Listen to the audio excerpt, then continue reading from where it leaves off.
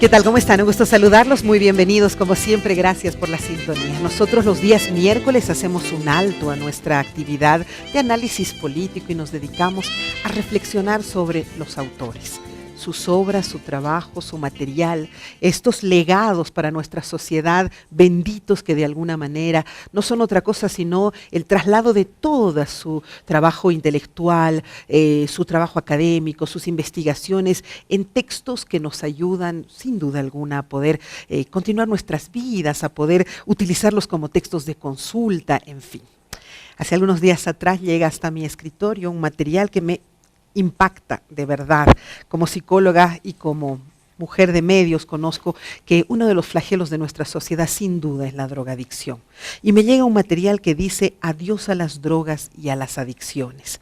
Qué importante, ¿no? Poder entender por qué el ser humano utiliza estas vías de escape para poder salir de sus realidades. Y aquí hay un desafío, el decir adiós a las drogas.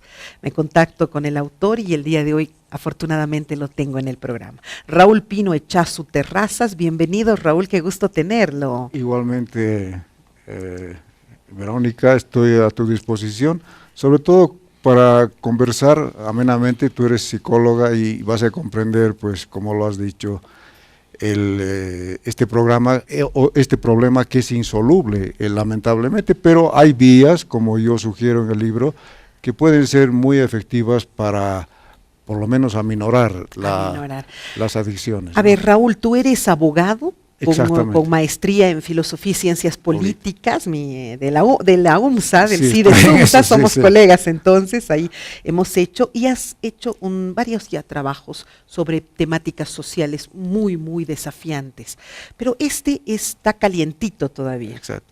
¿Alguna vez has consumido drogas? No.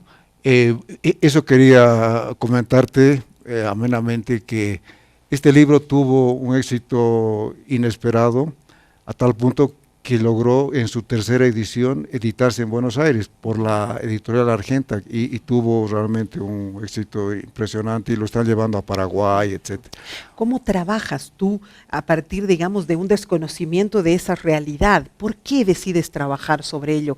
Porque por lo general la droga nos toca de alguna manera, ya sea en familia, en amigos, se lleva parientes, etcétera, o uno mismo es parte de ese conflicto. ¿Por qué abordas eso? Bueno, yo tengo toda la base y el sustento para haber escrito esta obra en Alemania, porque como estudiante en Múnich, de la principal universidad, vi casos realmente espeluznantes de drogas. ¿Compañeros tuyos? Bueno, sí, compañeros de universidad, pero más en el contexto universitario, ¿no? Porque allí hay dos universidades muy importantes. Una es la universidad que es la académica para derecho, literatura, etc. ¿Ahí los veías con problemas de adicciones? Exactamente, ¿no? Y la otra es la Technische Hochschule, donde se educan, se forman ingenieros, químicos, etc. Los ingenieros, a diferencia de estos otros, de los bohemios, digamos, de artes y de todo, eran más o menos consumidores.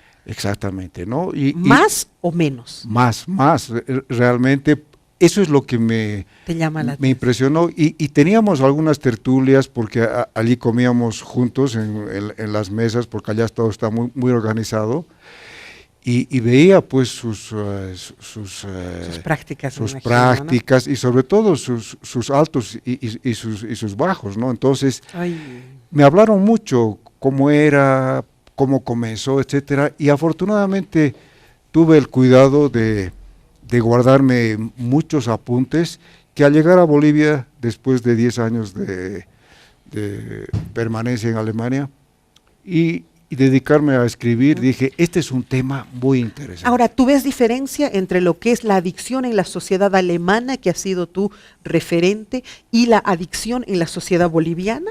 Por supuesto, sí. ¿Por qué? Hay una diferencia porque allí la droga es muy difícil conseguir, hay muchos controles. En cambio, en los países latinoamericanos, no voy a referirme a ninguno en específico. A ninguno. Ya, es de más facilidad. Hay más facilidad, la comercialización quizás es más cruel porque utilizan a los jóvenes como mulas para que para que distribuyan, y los comerciantes no tienen ningún reparo en utilizar a los niños e introducirlos a la droga, ¿no? Utilizas como primer capítulo el concepto de los valores. Exactamente. ¿Por qué? Porque los valores son los únicos elementos en la constitución de la personalidad humana que pueden frenar cualquier vicio, no específicamente del que estamos hablando ahora, sino cualquier vicio. El valor es una virtud que tiene el individuo para reflexionar antes de salirse del contexto de la propia existencia, de la realidad, de la ¿no? realidad, y sobre todo que la propia vida pues tiene dificultades y es difícil vivir, pero esos valores son los que nos retienen, son un detente maravilloso que hacen que la persona que consume, si tiene valores, va a reflexionar. ¿Por qué la gente decide consumir? ¿Qué es lo que has visto? ¿Cuál es el chip que ahí lleva a una persona de ser un ciudadano común a ser una persona con tendencias adictivas? Es una perfecta y excelente pregunta, porque lamentablemente quienes inducen a las drogas y a las adicciones son terceras personas. Y además, como a esas personas las ven débiles, las ven frágiles, entonces utilizan el escudo del valor. Les dicen, ¿cómo no vas a probar?, etcétera, y entran al ámbito del orgullo propio. Y los vencen por ese lado, ¿no? Entonces la pregunta natural sería, ¿por qué unos se enganchan en la droga y otros no? Claro, los otros no son los que provienen de hogares que han tenido mucho diálogo con los padres.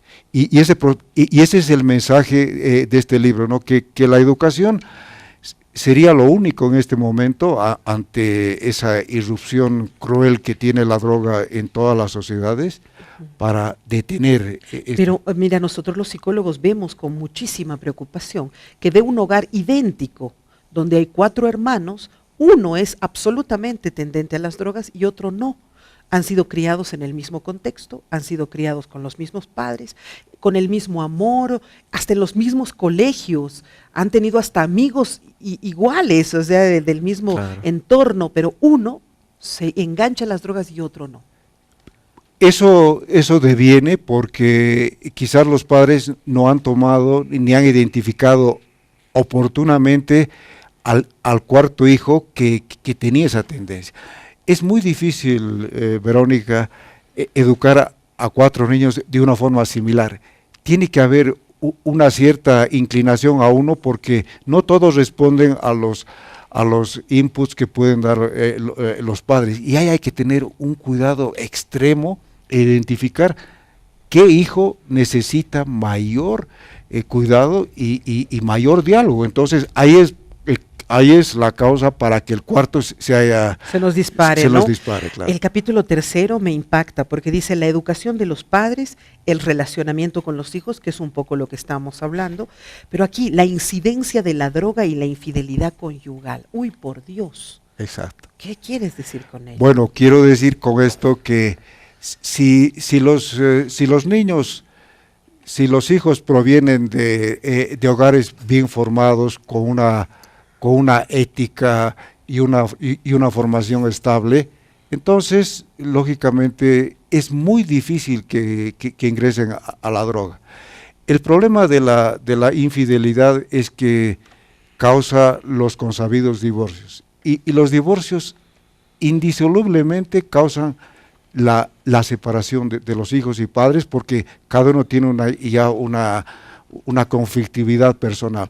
Entonces, cuando no se atiende en fases muy específicas la educación de los niños, surge esto, porque esos niños van a buscar,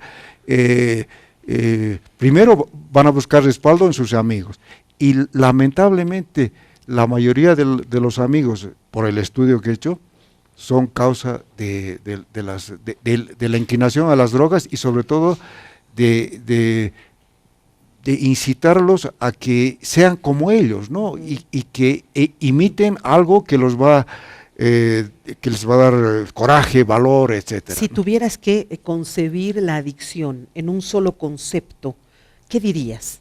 ¿Por qué la gente se droga? La gente se droga fundamentalmente porque tiene alguna represión o alguna carencia absoluta de calor humano, de amor.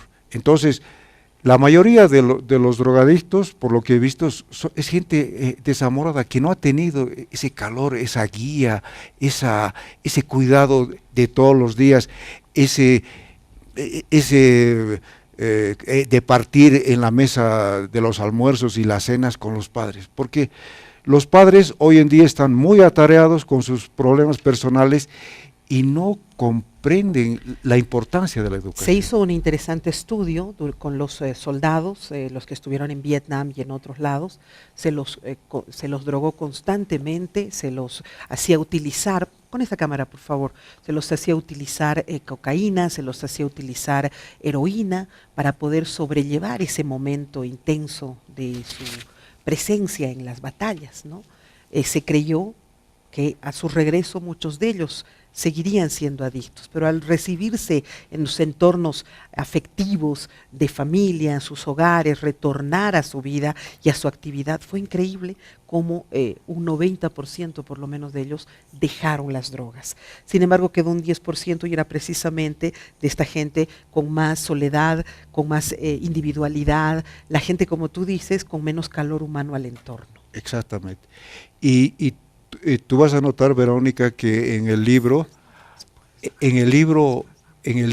hay unas estadísticas espeluznantes, sobre todo de la sociedad norteamericana, que es la más afectada en esto. Por ejemplo, ahí pongo unos datos que indudablemente han debido variar porque ya el libro tiene un tiempo y varias ediciones. Entonces, por ejemplo, de los 65 millones, ahora deben ser más, afectados y consumidores de droga en Estados Unidos, en la edad temprana, en la adultez abandonan cuando ya conforman sus propios hogares, su propio entorno, donde ya se sienten más cómodos de repente. Exactamente, y resulta que son excelentes padres porque están pendientes a que su hijo no imite esa tragedia que ese hombre ha tenido al ser un consumidor. Entonces son realmente unos baluartes de evitar, ¿no? Claro, porque tienen una experiencia propia y ha sido indudablemente cruel y muy fatigosa y lastimera, ¿no?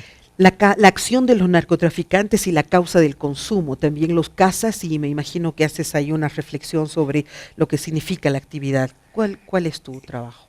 Bueno, la acción de los narcotraficantes y expendedores de droga, como hablábamos anteriormente, no tiene consideración con nadie. Es un afán económico que es inmediato y que no tiene consideración en edades, sensibilidades, hogares, ni género, absolutamente nada. Es tan cruel que no tiene absolutamente ninguna consideración con el ser humano. Es vender y generar riqueza económica que los lanza a niveles que no están preparados para estar con una riqueza así. Pero ¿y por qué crees que se activa esta obsesión por el dinero en algunos de los narcotraficantes sin ningún tipo de resentimiento, de recelo, de remordimiento? Exactamente, porque es dinero fácil. Las redes de distribución de drogas lamentablemente son fáciles de encontrar cuando estás imbuido por ser uno más de los que comercializa, y sobre todo que cuando comienzas eso es lo que yo he podido apreciar por las deposiciones de mucha gente que ha estado metida en este mare magnum que es realmente tenebroso. Una vez que comienza a mejorar su situación económica, ya es imparable dejar de hacerlo porque se han acostumbrado a un nivel de vida muy diferente del que tenían. Entonces, sus ambiciones, sus requerimientos cada vez son mayores. Entonces, ok, bueno, cierro un poco con el capítulo 8, que es también el final de tu libro, exacto, donde trabajas de el concepto, el contenido de vida. Exacto. A ver, explícame un poquito. El contenido de vida fundamentalmente es que una persona, desde que se puede decir que no desde niño, pero desde el momento que ya tiene uso de razón, busca un contenido de vida. Pero ¿cuál es ese contenido de vida?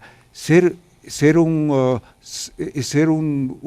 ciudadano comprometido con los valores. Vuelvo al capítulo inicial. Sería el concepto romántico de repente, exacto, ¿no? Es muy romántico, pero efectivo si es que se lo maneja y si es que se lo cultiva como un contenido de vida que es perenne desde el uso de la razón hasta la muerte. Es decir, ese contenido de vida tiene metamorfosis y se va pues reforzando, se va complementando y esa persona tiene ambiciones que son muy lícitas: ser profesional, ejercer su profesión, tener un hogar estable, ser fiel. Entonces es un contenido es un baluarte, es un blindaje maravilloso que la misma persona se hace consigo mismo, ¿no? Muy interesante. ¿Dónde está a la venta el libro? ¿Cuál es el precio y cuál es la editorial que está promocionándolo? Bueno, este libro está en las principales librerías, tiene un precio muy económico, creo que son 80 bolivianos. Está ya en su tercera edición, como te mencionaba, está en la librería Baúl de Libre, en Huachaihuaysi, está en Temis y en otras librerías del interior. Está distribuido en todo el país. Por eso es que, como te decía anteriormente, tiene ya una tercera edición, ¿no? Lo que pasa es que la tercera edición de Buenos Aires solamente me ha llegado un ejemplar, porque ellos tienen ellos tienen todo. Estoy viendo que tu segunda edición ha sido trabajada con el prólogo por el profesor Ernesto Kahn, el receptor del Premio Nobel de la Paz. Exactamente. Oye, qué fantástico. Tengo una relación con él, nos conocimos en Buenos Aires y le mandé este libro y tuvo la gentileza de hacerme el prólogo. Dice: es un honor para mí escribir el prólogo de este libro producido por Pino Echazo, aclamado y reconocido autor completamente dedicado a la sociedad. Dice: qué excelente, o sea, hace una reflexión interesante de tu libro. Bueno, es un hombre muy conocido en el ámbito tanto médico como literario, ¿no? Y tiene unas obras excelentes. Es un argentino israelí, pero que vive en Tel Aviv. ¿Esto tenemos todavía acá en nuestro país, el libro? ¿Lo tenemos en algunas librerías? Ah, sí, por supuesto. Sí, está en las librerías que te he mencionado, sí, con mucho gusto. Muy bien. Bueno, ha sido un gusto tenerte. Igualmente. Gracias por haberme permitido Verónica, conocer el material. Para mí el gusto y me alegro que me hayas permitido narrarte una muy fraterna vivencia con mi tu padre, papá. Sí, qué lindo. De verdad, yo te voy a pedir, por favor, mientras yo me voy a la pausa, tenga la gentileza de dedicarme el libro, así lo hago con cada uno de los autores. Como siempre digo, hombres y mujeres dedicados a poder dejar plasmado todo su conocimiento, su sabiduría de años, sus estudios, su formación y hasta sus propias experiencias y testimonios. Permítame hacer una muy breve pausa que enseguida regresamos.